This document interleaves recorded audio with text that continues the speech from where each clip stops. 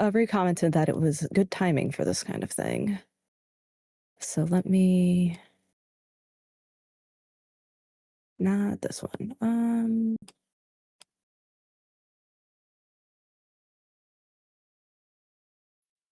There we go.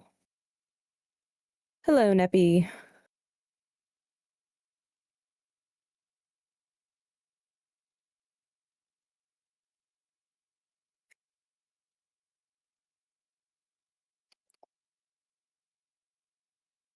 So for this presentation, I'm Daysleeper, but you can call me Nico. And I'm going to be going over spirit communication in dreams and how to interpret signs from deities or spirits. I kind of use that term interchangeably. So if I say spirit, it also broadly applies to any deity. Yes, that's my favorite dream work related photo is Bobby Hill astral projecting. I needed something to put there. But yes, so to begin with spirit communication, first I'm going to get into... Do I sound clear to everybody, or perhaps is it my reception? Okay, if I start cutting in and out, please let me know. But yes, so to begin communicating with spirits, a good way to, or a good place to start is we're going to talk about signs.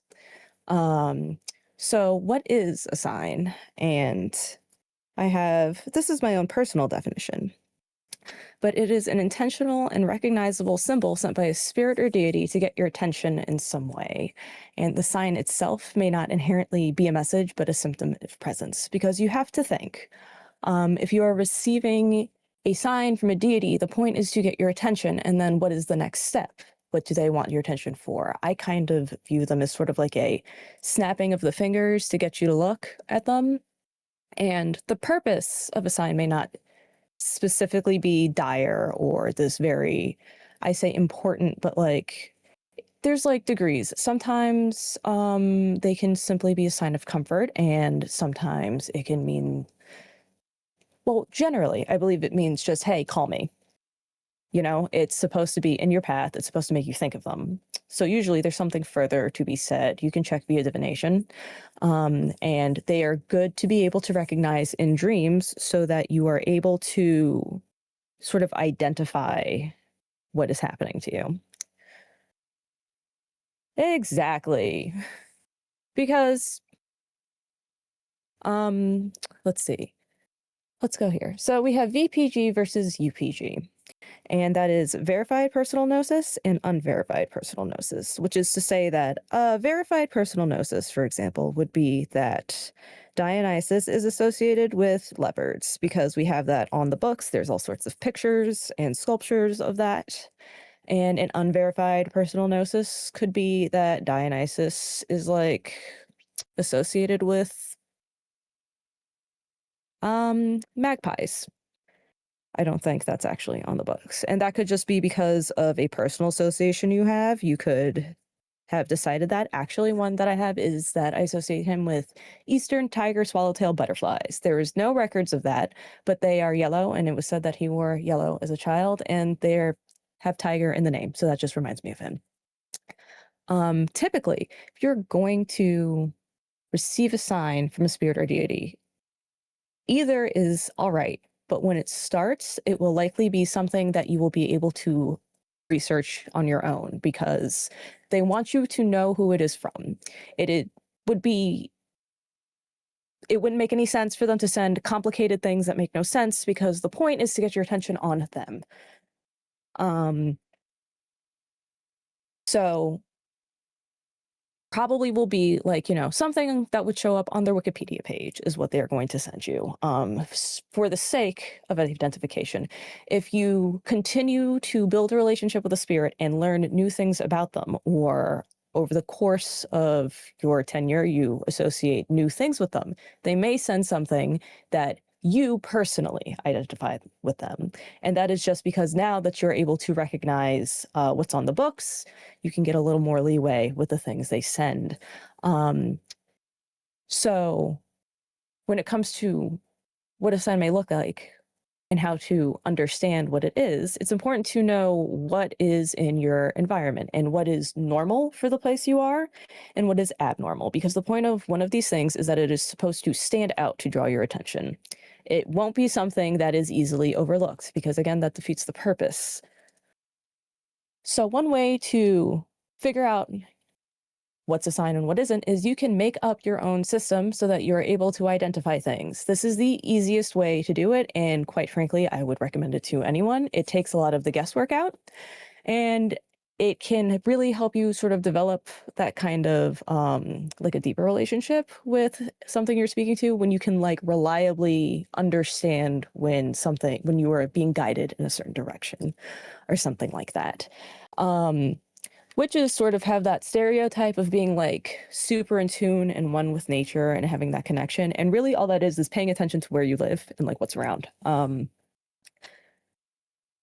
Obviously, spirits and deities, perhaps they have an association with an animal that is not native to where you live. That is where that UPG will come in, where sometimes they will send something that is native to your area because that's what's there. But for you to understand what is weird, you need to know what's in season, like what animals come around during certain times of year, what time do the birds migrate, what plants are common to your area, because a lot of symbols are often flora and fauna, and for it to stand out, like it should be something that is out of place. Um, Sometimes, there's invasive animals in some things. Like in Florida, the state of Florida, there's a lot of snakes everywhere. They're not native to that area. They're mostly pets that people get rid of when they get too big and scary. But that's something that's invasive that technically doesn't belong in that area, but it is a common problem. So just seeing one in one place may not be enough to raise an eyebrow. If you see 10, that's weird. So we have some do's and don'ts for creating your own sign system and for things to keep in mind when trying to interpret signs. For our do's, we have, like I said, becoming familiar with your natural environment and creating like set rules for yourself to follow. I will have some examples of like what you could potentially request so that you would be able to communicate in this way. I would also recommend if you come up with a sign system, you can always tell them, this is how you can reach me. I won't pay attention to you unless you do this. You can do this by form of prayer. You can just say their name and say it out loud to the heavens. But however you think you will get the message across, or however you try and communicate with the deity, you can let them know exactly what your phone number is, basically. You should become familiar with the symbols of the deity you're trying to work with so that you're able to pick up what they're putting down. And then it's always good to confirm with a secondary method of divination. You can always do a tarot card reading about it. Like if you think that, oh, is somebody trying to talk to me? You can always pull cards about it or something like that. For our don'ts, I would say do not deviate from your set system. Pick a method and stick to that. And if it's even a little bit outside of that, ignore it. It's fine. That's their problem. It's not really your problem on how it gets to you. You just need to know what to look for. Don't like ask for something easy, like because you think, oh, well, this one's really crazy. I don't know how it's going to get there. Again, that's not your problem. If it's important and if they need to communicate this to you, something weird will happen. And if it stands out a lot, then you'll really know what's up. When it comes to picking a sign, I would not recommend picking like, oh, if I see a car that's this color, because that's actually a very common form of paranoia that happens. Like people think white vans are following them and it's like the government or something. Don't do that to yourself. Don't do something that's too common. It's got to be strange. That's why it stands out. And that being said, don't look for signs. It's kind of like you can ask for something and it can be very exciting to anticipate this kind of communication or to do a little experiment and see what works. But if you look for it, it's not a sign. It has to just be like dropped into your lap, like, oh, that's weird, and I can't look away from it. Why is that happening? It needs to be something that really stands out. And if you're looking for it, that kind of defeats the purpose. And if you haven't asked for a sign, sometimes that means the answer is no. You can always ask for things. It's not like impossible to sort of impose this on a spirit or a deity. It's a two-way street. So I always recommend you can be like, hey, for no reason at all, you can be like, I would like you to do this for me, please. Sometimes the answer can be no, but oftentimes you would be surprised at what things can happen. Here are some examples.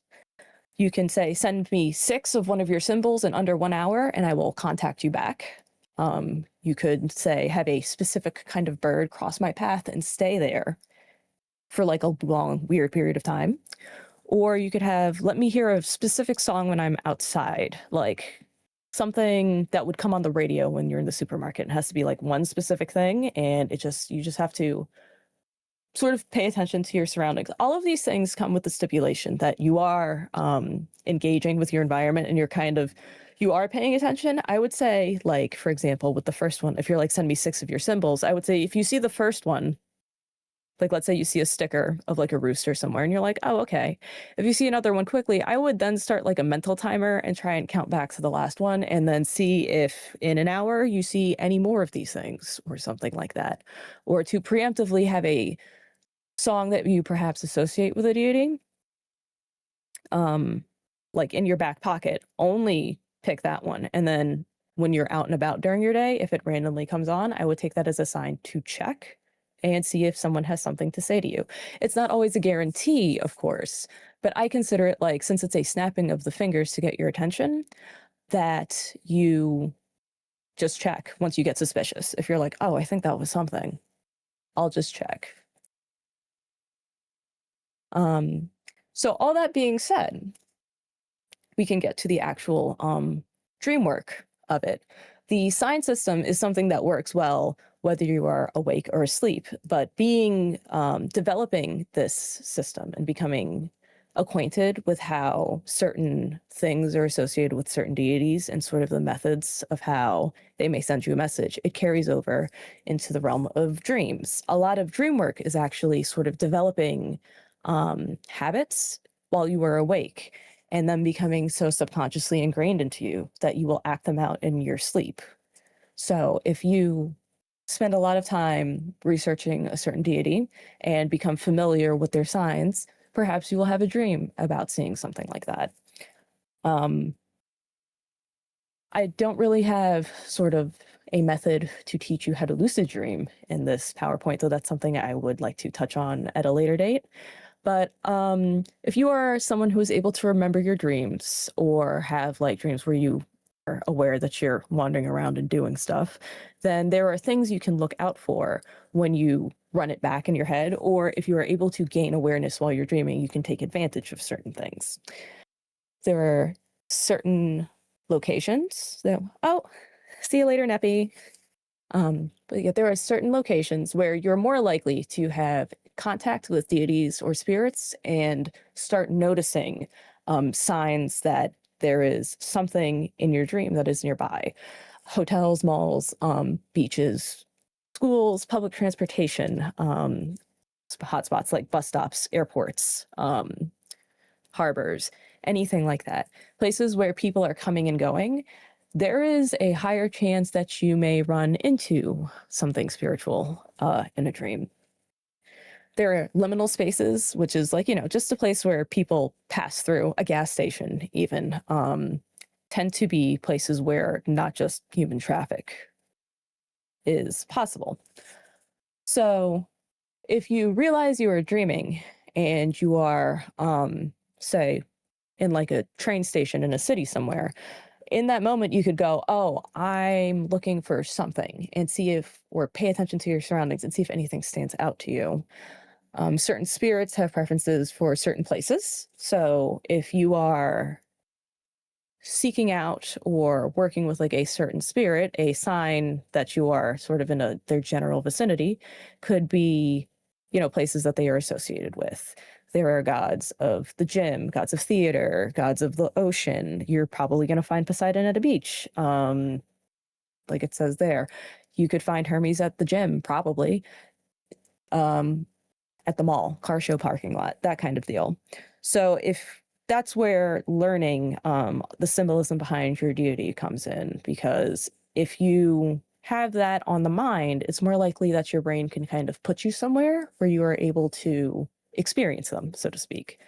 And water generally in dreams can be a place where you are more likely to experience some kind of spiritual event. It is, as an element of communication.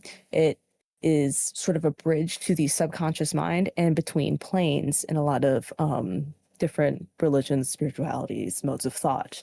So if you come across a body of water, you are more likely to run into not just a spirit of the water, but any spirit.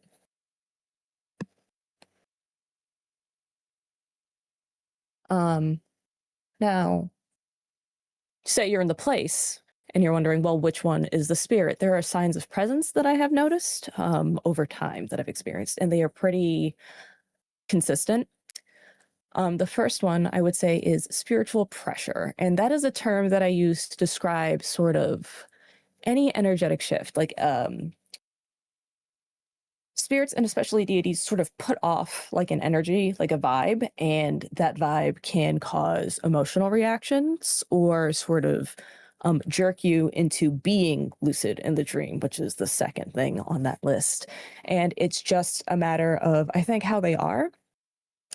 And it can manifest as fear, happiness, sadness, like a weird sense of calm that is not fitting for the situation. It would typically be a sudden onset of emotion, and nothing may be happening to you, but the sensation is there. Or you may suddenly just feel very aware of your surroundings. The scenery itself can become clearer and more vivid, and you may not understand why. And the reason why may be somewhere around you. And here, so like if you were to perhaps have a dream where you were walking on a boardwalk, and I find that like if you're having a dream that I would call a standard dream, they have a sort of airy quality to them. It's sort of like you're almost lightheaded. You're not really thinking, you're just reacting to things. It's like, oh, this guy is trying to rob you and he's got like a plastic gun, and you kick it out of the way, and then like you run down the street, and then you stop by an ice cream shop. You're like, oh, that's my favorite flavor. And you've already forgotten that some dude just pulled a gun on you. That quality suddenly becomes interrupted when you're just like, huh, wait, what am I doing? Where am I? And you're looking around. That moment can be because somebody's nearby.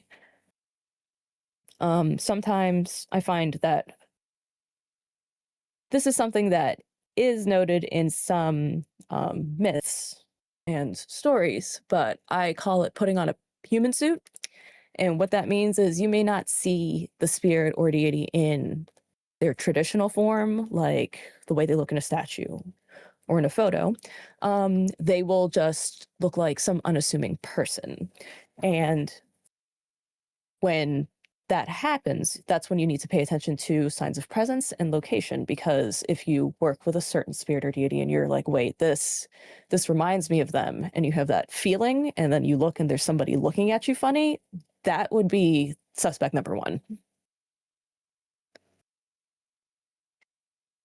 So, receiving said messages, we've got sort of the concept of signs and how to look out for them. We have the location where things can happen, and we have signs of presence. Now, when it comes to receiving the message itself, you may say, well, what did they have to say to me? What is this about?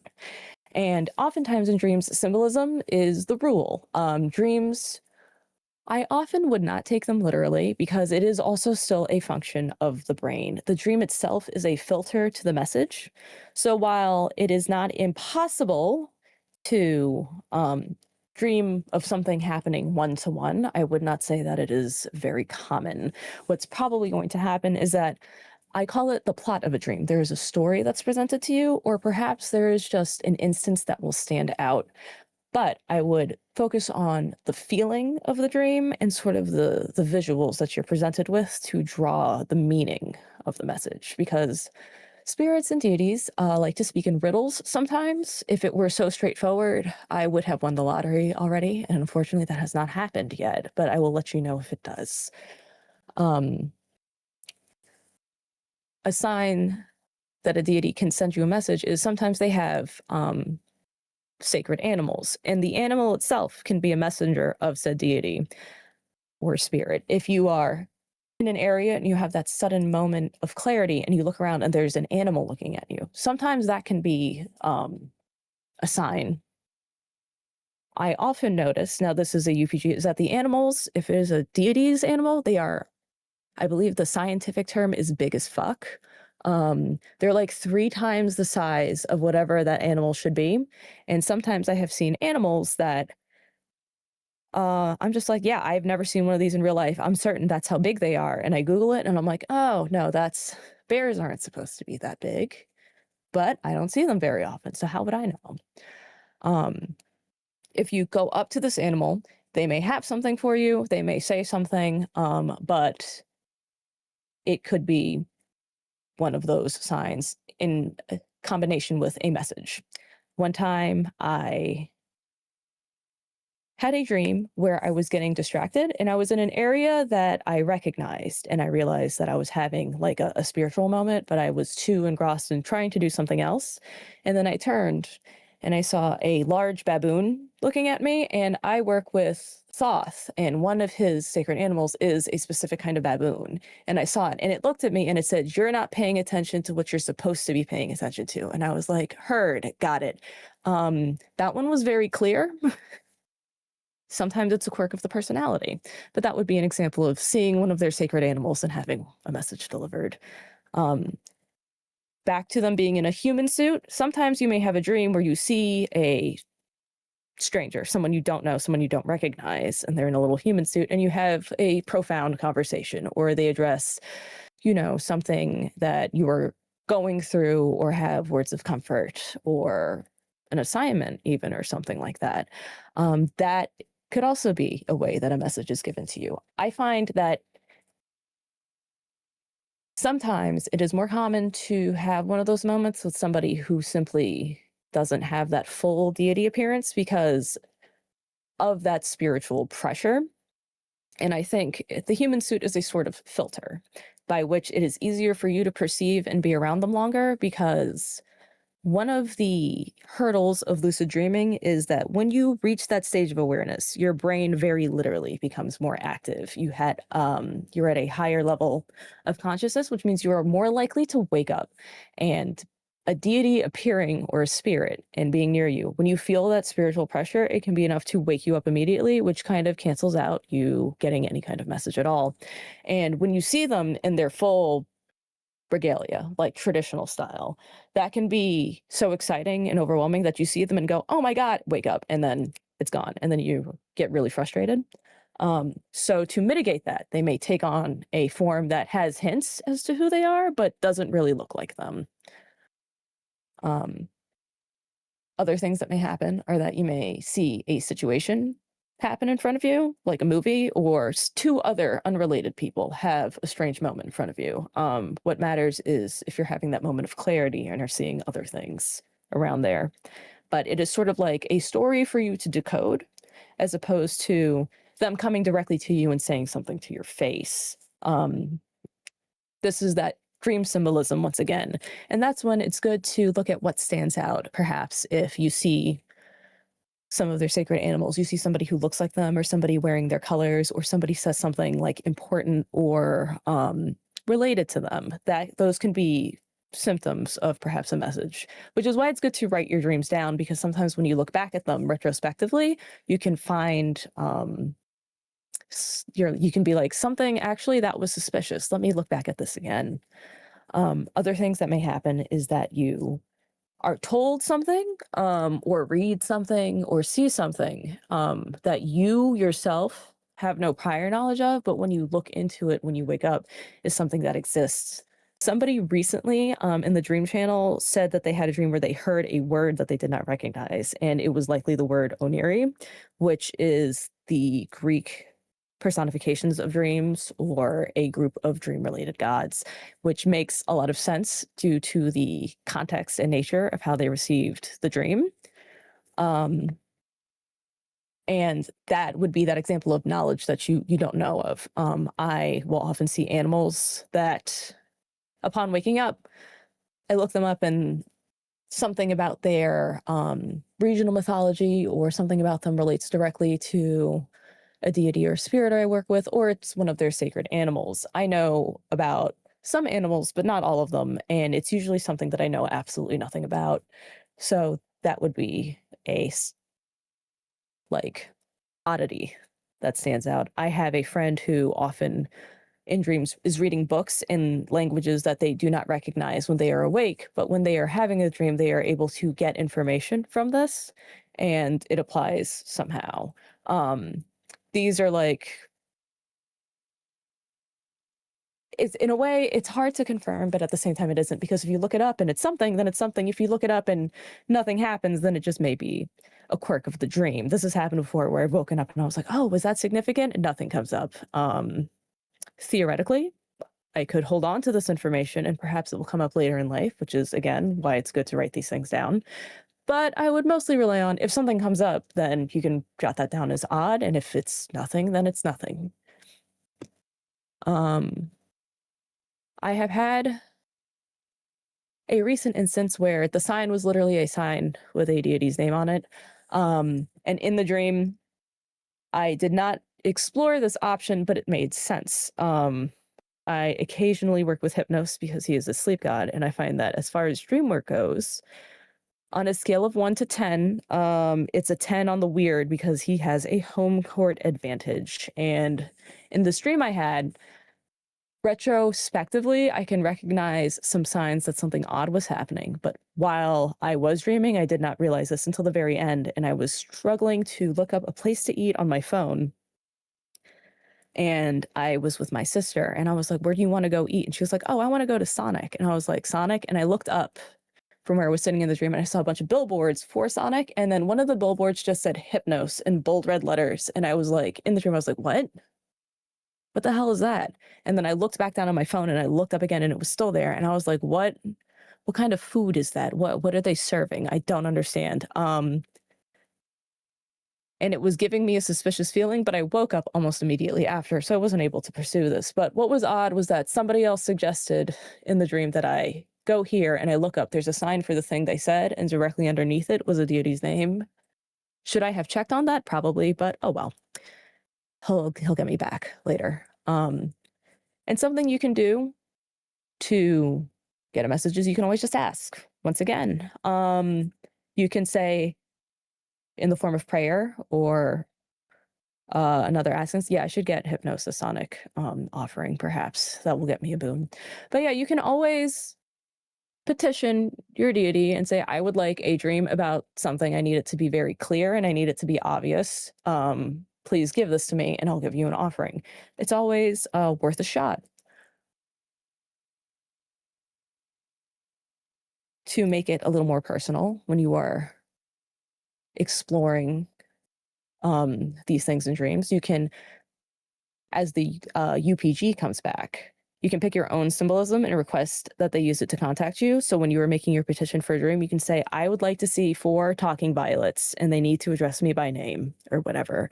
And wait for that to happen and see what happens. You can also, if you are able to become lucid and gain awareness in a dream and sort of have some semblance of an idea of what you would like to do, it sounds complicated and it kind of is, but I can get into that later if anyone has any questions, or if I can do a whole PowerPoint about that also.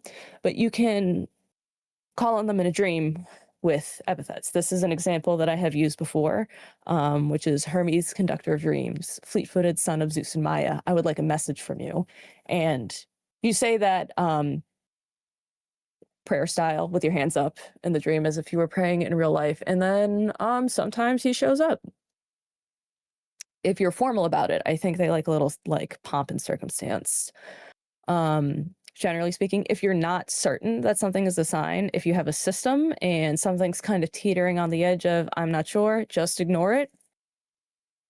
It's better to only take things you're about like 100% about and throw out the rest when, especially when you're just starting, because it helps you build that internal consistency. Um, if you want to know if I get loosey goosey with it, when it comes to certain signs, honestly, I don't really, just for the sake of your own sanity. Um, it's best to only take what you're 100% sure of, what is hitting whatever specifications that you have created, because the point again is to sort of only check to see if somebody wishes to speak to you, and then you can also test if you miss a sign. They'll send another one if it was important. Again, it's not really your problem how they get to you.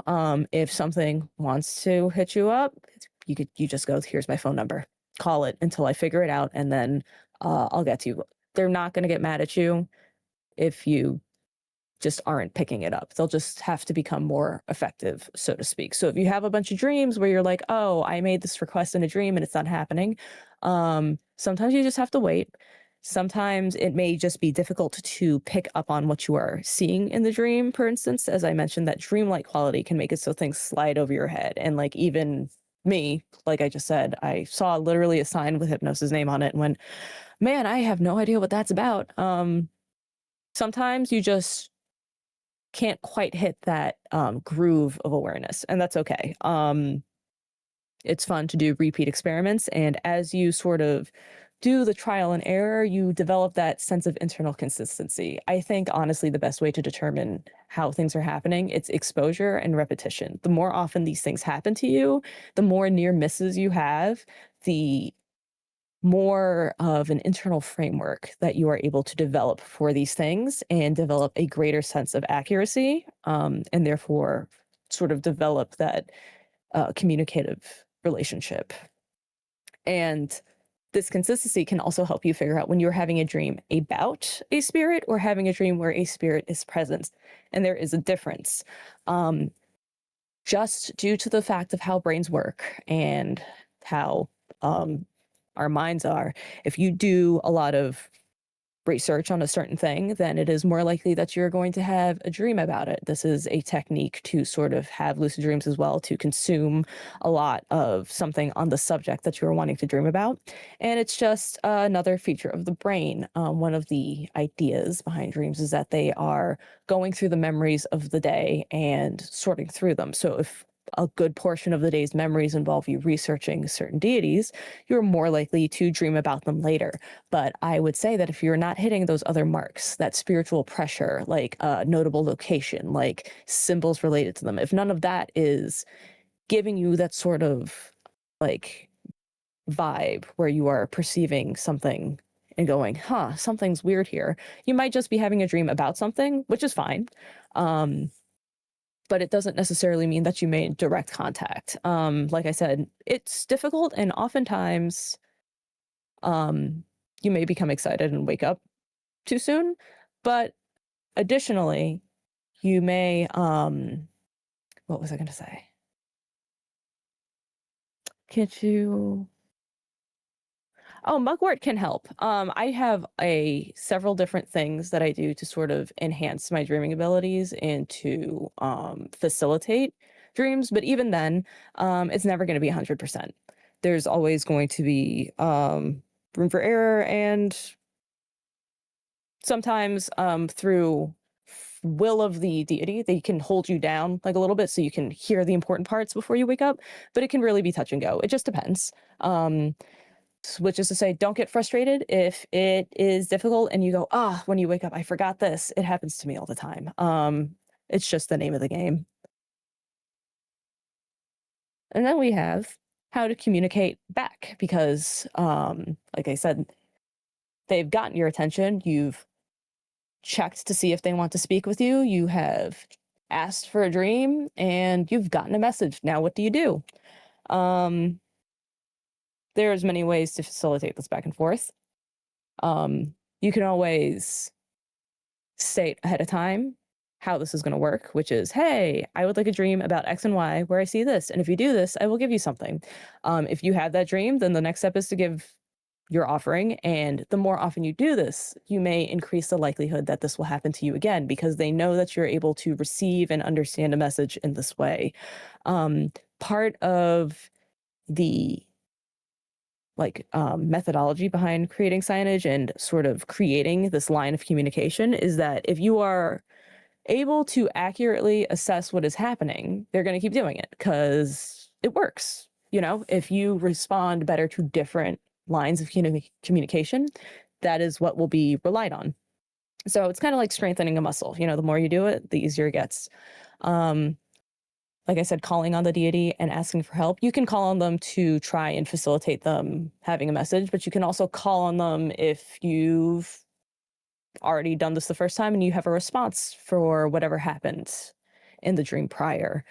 You can always write a petition if you're not comfortable praying out loud or doing something like that. You can just go, dear, insert God name here. I would like this to happen. XYZ, love me. And then just fold it up and put it on their altar and just wait until something happens.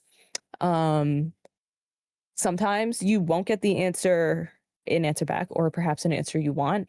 Sometimes the answer will be no, but it is just how it is. Once again, if you're able to correctly interpret when something is denied to you, that also in its own way increases your ability and your discernment levels, so you can see when something actually is happening. I would say that if whenever you do something, things are happening exactly the way you expected them to go every single time, you may need to work on your discernment again, because that could just be your brain filling in some blanks. Your brain is a filter after all, and it is something that you have to learn to work with to get these accurate messages. And again, reiterate, learning all about what you're trying to talk to, or if it is not a deity and simply a spirit that may not be have anything written about them, an unrecorded entity. If you are suspicious that you are having repeated encounters with the same thing, you write the dream down, take notes, and see what things come up repeatedly, what themes, what locations, what they look like, plants, animals, foods, things like that. So you can build a profile on what you are looking at and then have a better idea of how to establish lines of communication. It is also a thing that certain deities and spirits, everyone has their own preferred style of talking or sending a message. I told you I had the dream with the baboon talking to me directly. Another way that Thoth will communicate is I will ask a question and then a piece of paper will flutter down from the heavens and then the answer will be written inside. He's the only one that does that, and he doesn't talk much, but he is a god of writing, so he'll send missives. I find as far as like Hermes goes, he'll show up on his own time, but he also has an epithet related to dreams, which any spirit or deity that sort of has that, they're much easier to try and get a hold of or perceive because of that, I believe. Some spirits sort of don't talk to me at all and they just look at me funny. And then I sort of have a, like an idea, like an image will come to mind, sort of like sending a thought my way, and it will have an emotion attached to it, and I can sort of understand what they are meaning without words being said. It takes time to figure out and get used to the manner of how information will be shared with you, but that is something to look out for and something to write down. If you feel like you have a dream or you've had an encounter with a certain entity, I would recommend also taking note of how it felt you were speaking to them. And then you can also make an offering to any dream-related deity for assistance. I have Hypnos, Hermes, and I also put Morpheus here, who is also a god of dreams. Or you can pick any, really. In fact, I would say that you can make an offering to any deity, but the dream-related deities, like I said, they have that advantage because it is under their domain, and they will have an easier time getting you what you'd like or doing you a little favor. And That's it for everything I have on my presentation here. If you have any questions, I will be happy to answer them. But that would be sort of my how to communicate with spirits 101.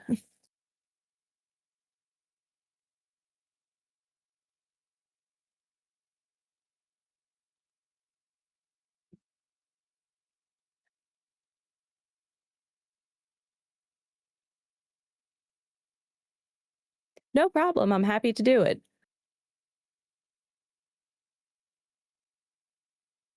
Yeah, two, I will say a disclaimer, a lot of this the source is kind of just my experiences. If things are different or you experience things differently, that's fine. But with dream work, it's kind of hard to find all of the sources are often just the person who is having the dreams. So that's what I have. There are some books on lucid dreaming, but there's not too many books that are just like solely about communicating with spirits and dreams. Oh, I'm glad you got context for some things you were wondering about. Yeah, there's everybody dreams, even if you don't remember the dream itself. So it's like everyone has the opportunity to sort of do these things. And a lot of people will share, it's like a lot of people dream of being in malls or hotels. And they may not, like, you can retroactively realize, like, if you understand what some symptoms of certain things are, sometimes you look back at dreams you had in the past and went, that was weird. I did not know that or realize this at the time, but I'm like, looking back, I feel like maybe something happened. I have been lucid dreaming intentionally since I was about 13 years old. But with all of the knowledge I have now of lucid dreaming and all of my experiences gathered from interacting with spirits and things like that, I realized that I was having some stuff happen before my sort of known um, timeline, so to speak. Oh, I'm glad you learned a lot. Yeah, no, it's funny. If you just think about like a dream that stuck with you from when you were like a kid or a teenager or something, sometimes the reason it stuck with you is because of that spiritual pressure feeling. And then you're like, wait, I recognize that. And then you think back and you're like, who was that lady I was talking to? What was that?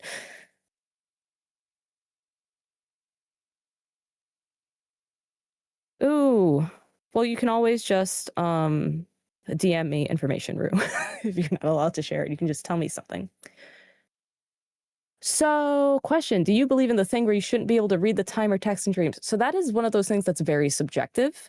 I have heard from some people that they have no problems reading in dreams, and when they look at the clock, it's normal. I personally, whenever I look at clocks, the time will increase by a couple of hours, and then I start having a stress dream about being late.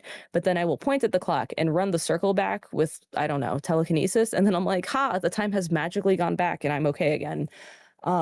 So for me, clocks aren't reliable. And for reading, sometimes I can read, sometimes I can't. The problem is really remembering what it is I've read.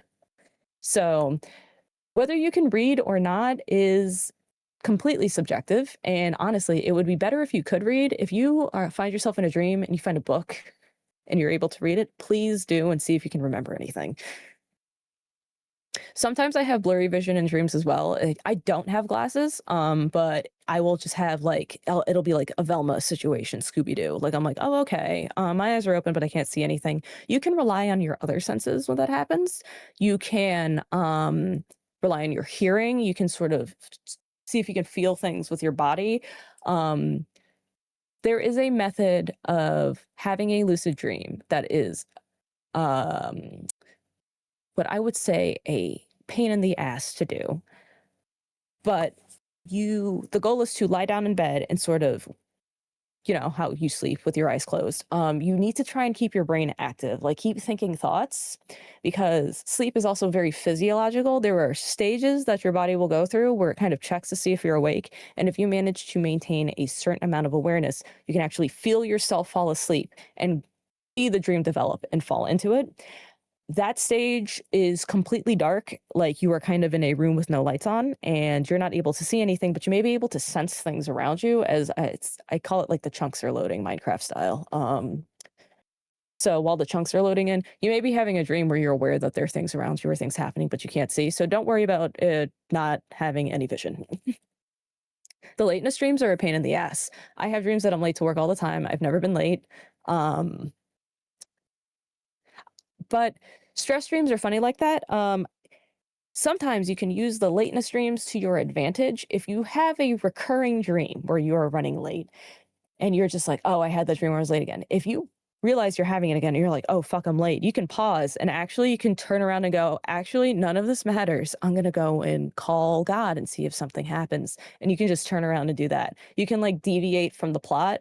Like your brain was fed a script that said, "We're having the late dream again." If you realize, "Oh, I'm having the late dream again," you can just do whatever you want.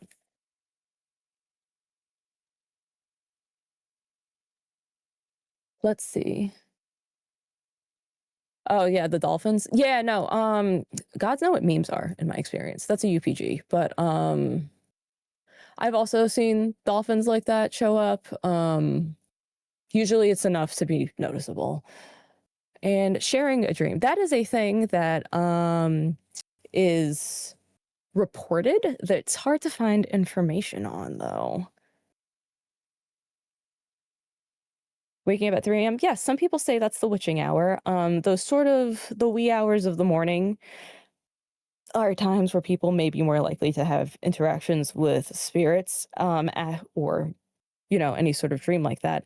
I actually, you may notice that there are certain times of day or night where you're more likely to have a dream. For me personally, it's in the morning, actually, not at night. It's like the front half of my night I spend getting that deep sleep, and then the insomnia kicks in, and then I start waking up. However, a method to induce lucid dreams is setting an alarm for yourself in the middle of like the night, having it go off. You wake up, and then you just go right back to sleep. And breaking that cycle of sleeping can kind of make it more likely for you to have another lucid dream. I don't need an alarm because I'm bad at sleeping, and I will wake up every hour, hour and a half anyway. But every time I do that, it's like my odds increase a little bit. So pros and cons.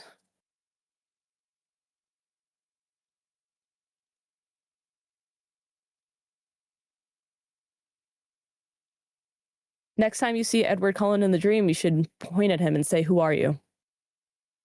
And see if they make a face. If they make a face, sometimes it's a guy. They don't like it when you point out they're in the human suits. A lot of this is UPG, so you may take this with a grain of salt, but I would call it dream self reports, so to speak. And I've had some dreams where I learned to recognize the spiritual pressure, and somebody comes up to me, like one of my coworkers, and I look at them and I'm just like, "Is that you?" And then they get mad because they're like, "I'm trying to do something here and you're breaking the flow of the script." Yes, exactly like that. Yeah, it's funny. They were like, "I was gonna have a whole story for you with your coworker and this thing happened," and I'm like, "Nah, I know it's you." And they're like, "All right, you're no fun."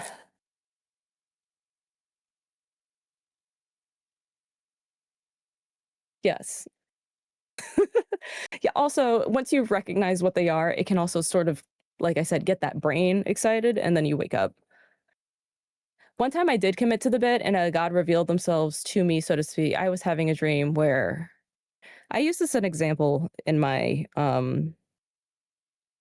dream interpretation presentation, but I had a dream where I was walking down the block of the road I lived in, and I looked across the road and I saw a restaurant suddenly become overtaken with grapevines and ivy.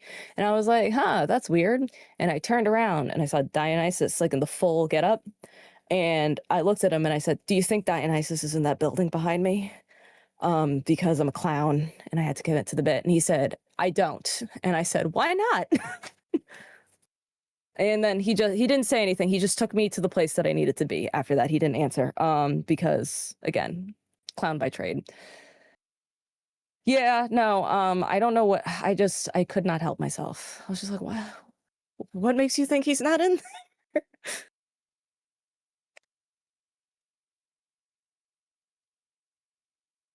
Yeah, no, sometimes they can have messages for you and you can also sort of not receive them due to clown behavior. It's always an option.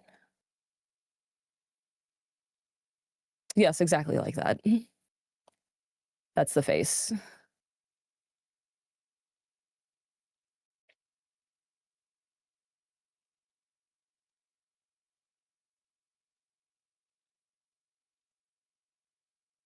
What else? I also do have I can share some methods I have that I use to help with dream work. I am a fan of an herb sachet for protection and for enhancing dreams. Mugwort and lavender and a bay leaf and some thyme is a good sort of combination to have. You just put it in the pillow. And I replace mine every 2 weeks or every full moon. That's about when I start to notice that there is like reduced efficacy. I also don't mind a bag full of crystals, depending on the crystals. Oh yes, sleepy tea time is actually not a bad idea. You can get like lavender and you can sort of bless it with the intention of helping you with dream work. Have some lavender tea, go to bed, boom. But for the crystals, I like to use amethyst, clear quartz, sodalite, kyanite, and I'll throw a fifth one in depending on what I'm trying to do. But howlite is good because it's very calming. And then I'll just put that out in the windowsill like once every week, every 2 weeks, and then put it back in my pillowcase overnight.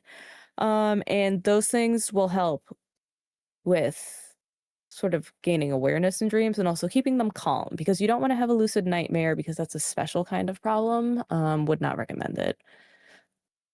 Yeah, howlite, blue calcite also you can use instead of the howlite. I like to put something that kind of mellows all of the other stuff out. And then you can also, if you're able to burn incense or herbs, you can light mugwort and then sort of like just wave it around your pillow where you sleep. Yeah, mugwort would be one of the herbs that I recommended in the herb sachet. I like to use a couple. When you use mugwort, if you have allergies, it may trigger them. So I like have one of those pillowcases that zip up. I put it inside of like where I can't have it hit my face or anything. Some traditions say sleeping with mugwort just over your bed will enhance dreams as well. So you don't have to put it in your pillowcase. You can just kind of like hang it on the wall. I would still recommend changing that out every week or two, or you could even put it in a sachet and then hang that from the wall. Hanging a hagstone next to the bedpost can also help reduce nightmares. What else do I do? Um, yeah, just lavender's pretty good for it. If you just use like a little lavender oil, aromatherapy and rub it on your temples, that can help.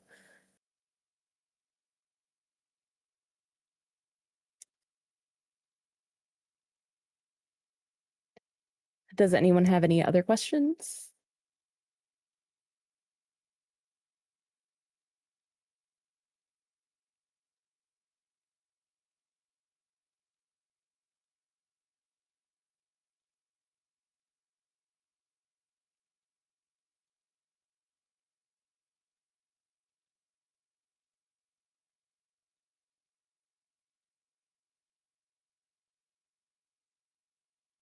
All right. Well, if no one has any other questions, then I will bring this presentation to a close. I hope everyone enjoyed it and learned something. If you have any questions about DreamWork, please at me. I love to talk about it. It is one of my primary methods of doing witchcraft. So I love to yap. You're all welcome. I'm happy to share.